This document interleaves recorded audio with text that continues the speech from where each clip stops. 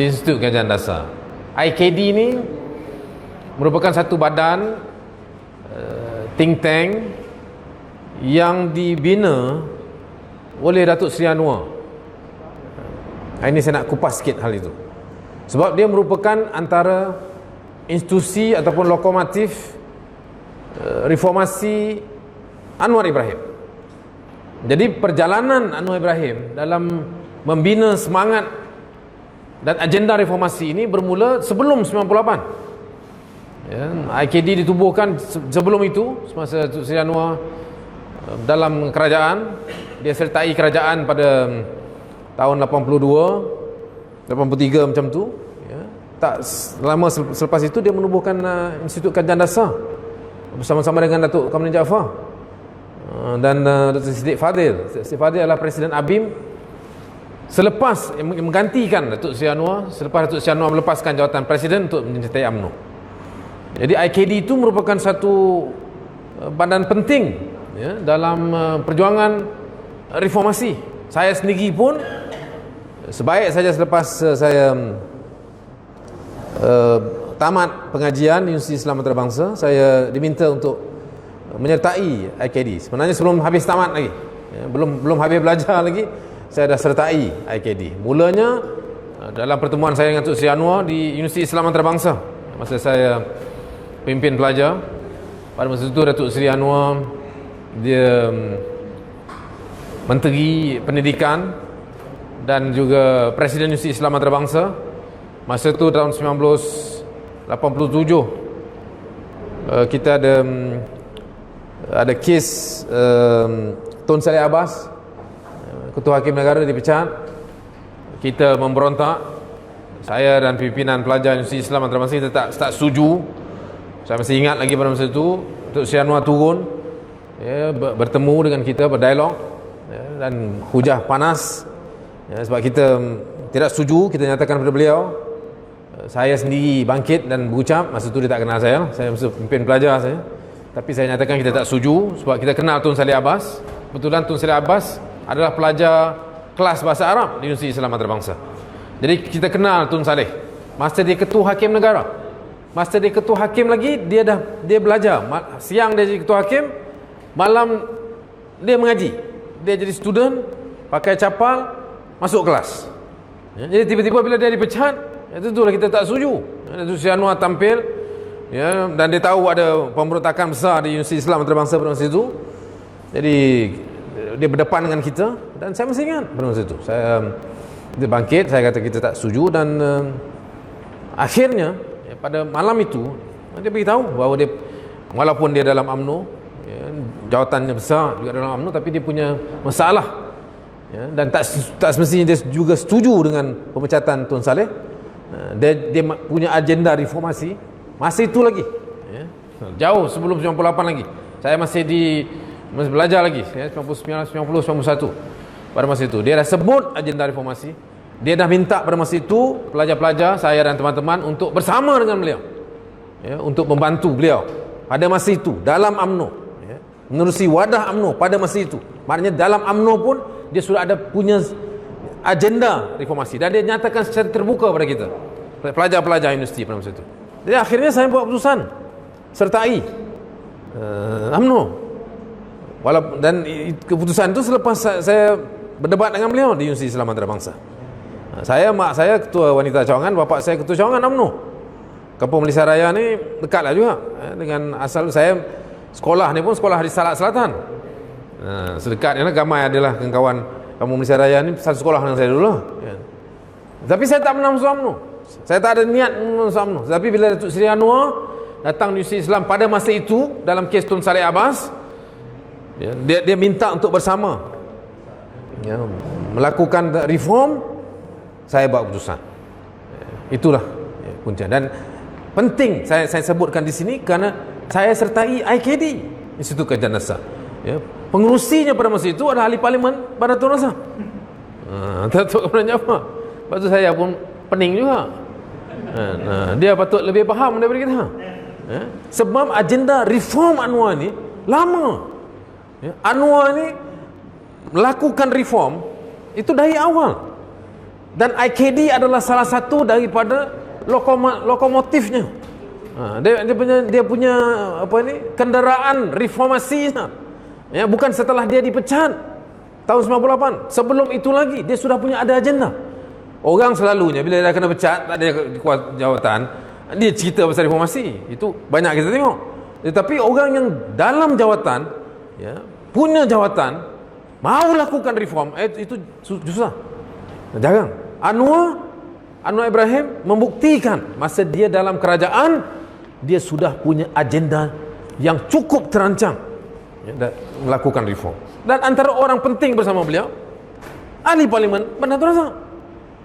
Itu saya pelik dia lagi kan? Dan memang betul IKD pada masa saya dulu, kita bukan sekadar cakap, kita lakukan banyak perkara besar yang membabitkan perjuangan reformasi. Antara perkara besar yang kita lakukan, Datuk Kamran Jaafar terlibat. Jadi pengurusi IKD. Saya masa itu timbalan pengarah, antara timbalan pengarah yang paling muda. Pada masa itu baru grad saja, baru habis belajar. Saya tak tahu macam mana mereka minta saya terus jadi sekejap jadi pegawai penyelidik. Lepas saya timbalan pengarah, saya minta untuk ke Filipina dan banyak negara-negara ASEAN. Antara program kita yang utama pada masa itu ialah tentang The Asian Renaissance, yang merupakan juga salah satu daripada intipati perjuangan reformasi di Asia. Saya masih ingat, saya satu ketika tu saya berulang ke Filipina hampir setiap 2 minggu. Dan kerana kita mau lakukan wacana besar tentang pejuang reformasi pertama di Asia, Jose Rizal.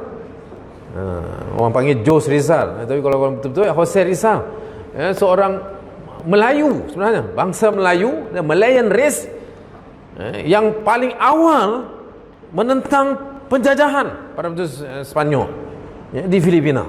Dan kita mengutip semangat itu. Anwar Ibrahim, ya, menggunakan, ya, kapasiti beliau sebagai salah seorang pemimpin utama kerajaan pada masa itu, ya, untuk membawa semangat reform.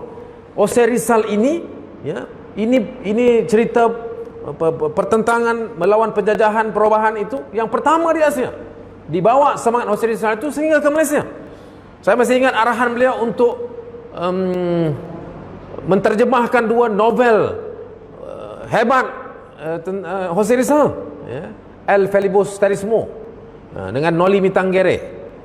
Cakap tak galak lah, kan?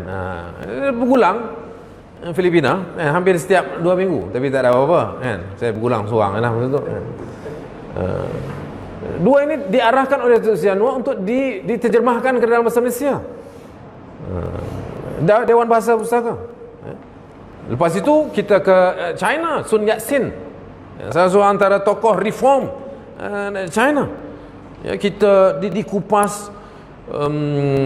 Saya ingat lagi pada masa Confucianism, kita panggil antara profesor hebat, ya, kelahiran Malaysia yang menjadi antara profesor yang paling ulung di China, di Hong Kong, Profesor Wang Gungwu, ya, mengupas, ya, tentang semangat dan falsafah perubahan dan reform, daripada Sun Yat-sen ke Confucianism.